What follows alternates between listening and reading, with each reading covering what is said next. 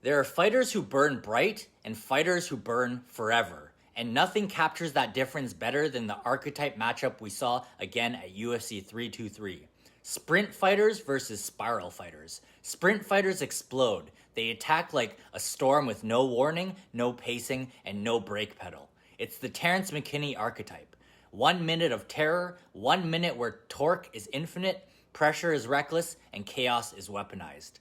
Sprint fighters are the embodiment of the question, can you survive the first 60 seconds?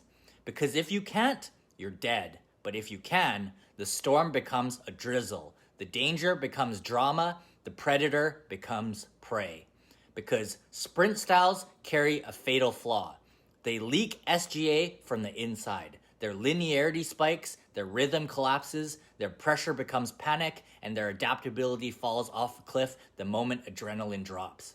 At UFC 323, Chris Duncan didn't beat McKinney by being faster, he beat him by surviving, by refusing to drown in the noise, and by letting the storm run out of geometry. That's what spiral fighters do. They don't match chaos, they don't flinch, and they don't sprint back. They let the pattern reveal itself. Then they take the pattern apart. Spiral fighters breathe when others blitz, angle when others rush, see the gaps that only appear once the opponent is tired, and convert panic into opportunity. They fight like time favors them, because it does. Their geometry doesn't degrade under pressure, it tightens. Their rhythm doesn't collapse, it sharpens, and their pressure doesn't spike early, it builds, like a tide rising and inevitable. This is the real psychology of spiral combat.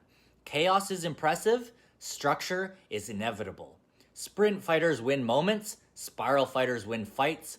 One burns hot, one burns true. One is a blade thrown across the room, the other is a blade held steady until it finds the throat. And every sprint versus spiral matchup ends the same way.